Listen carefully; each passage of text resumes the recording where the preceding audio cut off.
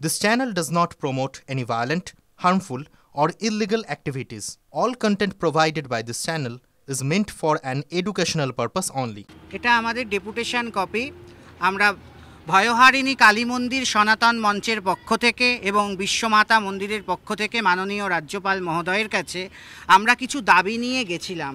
সেই দাবিগুলো এখানে আমাদের 5 দফা দাবি ছিল। তার মধ্যে অন্যতম যেরকমভাবে বাংলাদেশের অন্তর্বর্তীকালীন সরকারের নাম করে যিনি এসছেন তিনি একটি তার উদ্দেশ্য হিন্দু নিধন, এবং এর সূচনা আজ থেকে নয়। আপনারা জানেন বিএনপি 1-1.5 বছর আগে একটা স্লোগান দিয়েছিল, হরে কৃষ্ণ হরে রাম শেখ মুজিবের বাপের নাম, হরে কৃষ্ণ হরে রাম শেখ হাসিনার বাপের নাম। তখনও আমরা চুপ করেছিলাম, আমরা তখনও কিছু বলিনি। কিন্তু আমাদের হিন্দু দেবদেবীর নামে, এটা অন্য কোনো ধর্মের কোনো দেবদেবতার নামে বা কারোর নামে বলার সাহস কেউ করে না, কিন্তু আমাদের হিন্দু দেবদেবতার নামে সব কিছু করা যায়। কিন্তু আমরা তারপরেও চুপ করেছিলাম। একটি রাজনৈতিক দল তারা স্লোগান দিচ্ছে, তারপরেও আমরা চুপ করেছিলাম। এই বিষয়ে আমরা অবগত করেছি মাননীয় রাজ্যপাল মহোদয়কে। আমরা জানিয়েছি আমরা চিন্ময় প্রভুর মুক্তির জন্য ভারত সরকার যা যা সিদ্ধান্ত নেবে, সমস্ত সাধু সমাজ তাদের সমস্ত সাধু বসন ত্যাগবস্ত্র ছেড়ে আমরা এক বাক্যে কেবলমাত্র ভারত মাতার স্বার্থে, ভারত মাতার জন্য সিভিলিয়ানদের মতন, সিভিলিয়ানদের বেশে আমাদের দেশমাতৃকার পাশে দাঁড়াবো, সরকারের পাশে থাকব। শুধু তাই নয়, আমাদের ভারতবর্ষের সাধুরাও নিরাপদ নয়।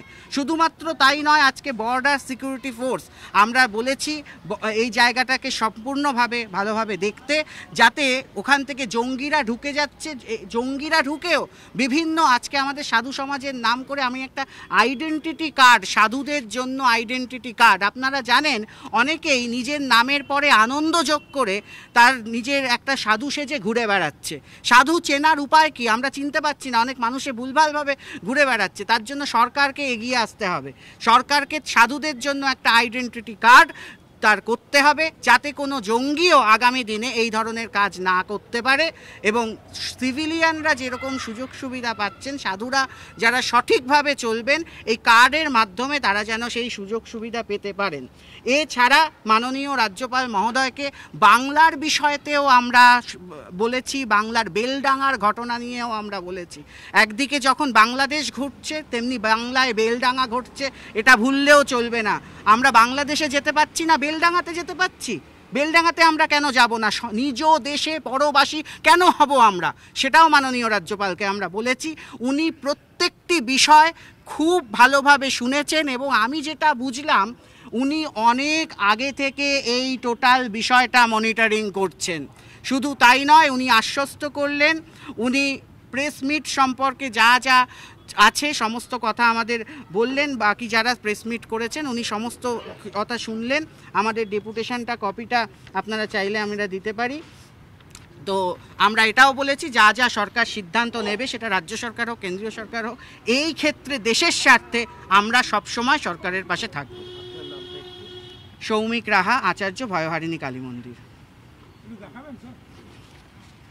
এই ডেপুটেশন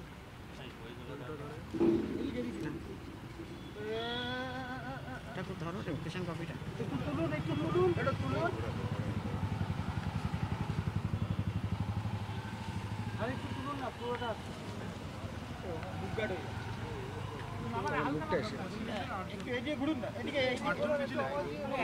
হ্যাঁ।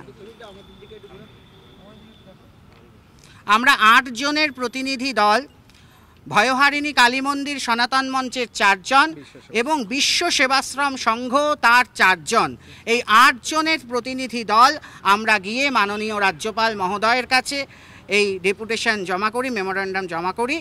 এবং উনি যথাযথভাবে আমাদের যেভাবে উনি এই প্রত্যেকটি বিষয় শুনেছেন এবং আমাদের কথা বললেন, আমরা অত্যন্ত আশ্বস্ত।